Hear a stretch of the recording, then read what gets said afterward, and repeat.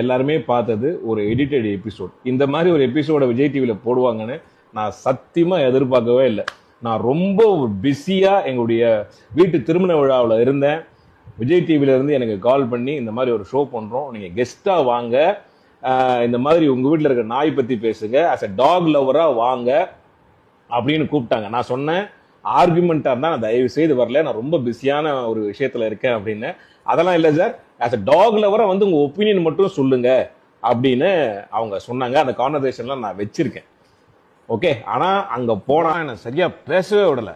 So என் அன்பான ஒரு வேண்டுகோள் என்ன அப்படின்னா, உங்கள் எல்லா விருப்பத்தோட விஜய் டிவி நிறுவனத்துக்கு அந்த unedited version of the episode அதை நீங்கள் போடுங்க. ஓகேவா? மக்கள் வந்து எவ்வளோ ஒரு துடிப்பா கொந்தளிச்சு என்னென்னமோ கவர்மெண்ட் மேலே போட்டுட்டு இருக்காங்க. ஸோ இது வந்து எவ்வளோ எனக்கு எதிராகவும் டாக் லவ்வர்ஸுக்கு எதிராகவும் எவ்வளோ மோசமாக அந்த விமர்சனங்கள் போயிட்டு இருக்கு.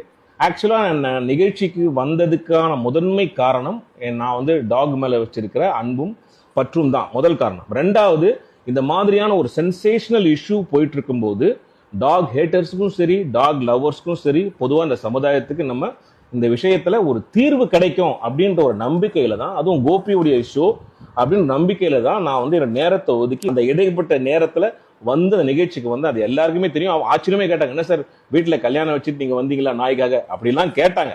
ஆனா எபிசோட் பண்ணும்போது பாத்தீங்களா 9 மணிக்கு மேல வரக்கூடாது, அதை மட்டும் போட்டாங்க.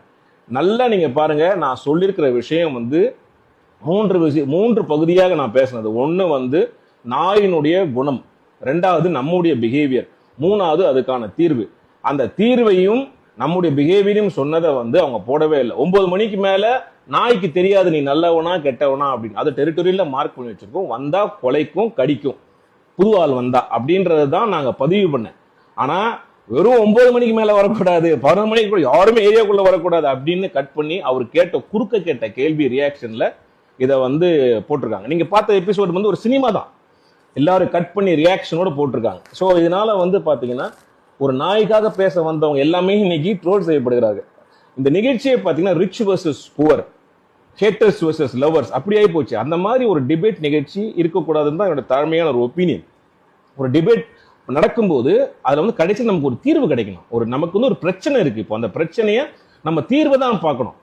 அதை பார்க்காம இந்த நிகழ்ச்சி இந்த மாதிரி ஒரு சென்சேஷனுக்காகவும் ஒரு டிஆர்பிக்காகவும் இந்த நிகழ்ச்சி வந்து நடந்திருக்கும் போது எனக்கு ரொம்ப எனக்கு பாத்தீங்கன்னா ஒரு மன உளைச்சல தான் இருக்கு. மக்கள் நீங்க வந்து தயவு செய்து புரிஞ்சிக்க வேண்டியது என்னன்னா, இந்த மாதிரியான ஒரு நிகழ்ச்சி ஒரு என்டர்டெயின்மெண்ட்டுக்காக கட் பண்ணி ஒரு சென்சேஷனல் இஷ்யூவை வந்து என்டர்டெயின்மெண்ட்டுக்காக பண்ணி மக்களிடையே இந்த மாதிரி ஒரு வன்முறையை தூண்டுறாங்களோ அப்படின்றது எனக்கு ஒரு பெரிய சந்தேகத்துக்கான ஒரு விஷயமா இருக்குது. அதனால இதெல்லாம் வந்து நீங்க பார்க்காம நீங்க வந்து அதே கமெண்ட்ல அதே போடுங்க, விஜய் டிவிக்கு கேளுங்க, கோபி சார்ட்டே கேளுங்க, அன்எடிட்டட் வெர்ஷனை தயவு செய்து போட சொல்லுங்க. அப்படி போட்டாங்கன்னா உங்களுக்கு முழுசா தெரியும். அது போடுவாங்களான்ற ஒரு கேள்விக்கு இருக்குல்ல. அதே மாதிரி முக்கியமா வந்து ஒரு பாதிக்கப்பட்டவங்களை வச்சு ஒரு நிகழ்ச்சி பண்றது, அதுவும் ஒரு ஸ்பான்சர்ட் நிகழ்ச்சியை பண்றது எந்த விதத்துல நியாயம்? அந்த கேள்வியும் நம்ம கேட்கணும்ல. நான் எபிசோட் பார்க்கும்போது தான் தெரிஞ்சது. ஏன்னா நான் அந்த நிகழ்ச்சிக்கு வந்து எல்லா ஷூட்டிங் முடிஞ்சு கடைசியில் தான் நான் வந்து ஜாயின் பண்ணேன். ஸோ எனக்கு வந்து அங்கே என்ன நடந்ததுன்னு தெரியல. நல்ல விஷயத்த ஒரு தீர்வா ஒரு விஷயத்த ஒரு எபிசோட போடாம இது வந்து ஒரு பிரச்சனையா உருமாறி இருக்கு. ஸோ அதனால பதில் கொடுக்க வேண்டிய கட்டாயத்தில் நாங்கள் இருக்கோம். அதனால நான் அன்பா எல்லாருக்குமே சொல்றேன், யாரையுமே எதிர்த்து நான் எதுவுமே பேசவே இல்லை. நீங்க யாரும் இங்க வராதீங்க, ஏன் வரீங்க அப்படின்ற மாதிரியான விஷயங்கள் அந்த அர்த்தத்தில் ஒரு ஹார்ட்லெஸ்ஸா நான் பேசவே இல்லை. நாயினுடைய குணத்தை மட்டும்தான் அப்படிதான் நாய் பிஹேவ் பண்ணோம்.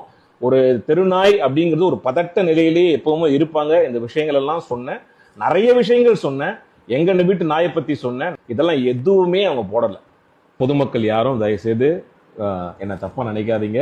அப்படியே நீங்க என்னுடைய பேச்சால உங்களுக்கு யாருக்காவது காயமடைந்தீர்கள், பாதிக்கப்பட்டவர்கள், உங்களுக்கு அது தப்பா தோணுச்சுன்னா தயவு செய்து என்னை மன்னிச்சிடுங்க. நான் அந்த மாதிரியான எந்தவித ஒரு எண்ணத்திலையுமே நான் இதுல கலந்துக்கல. மனிதர்கள் மேல இருக்க அன்பினாலையும் நாயின் மேல இருக்கக்கூடிய அன்பினாலையும் நம்ம இது ரெண்டுத்துக்குமே ஒரு தீர்வு கிடைக்கும் அப்படின்ற ஒரு நோக்கத்தை நான் நிகழ்ச்சிக்கு போனேன். ஆனா நான் போன எண்ணமும் வேற, அங்க நடந்தது வேற. அதனால தயவுசெய்து நீங்க இதை எல்லாரும் புரிஞ்சுப்பீங்கன்னு நினைக்கிறேன். உங்கள் அன்பை என்றும் நாடும். படவா கோபி. நன்றி. Love you.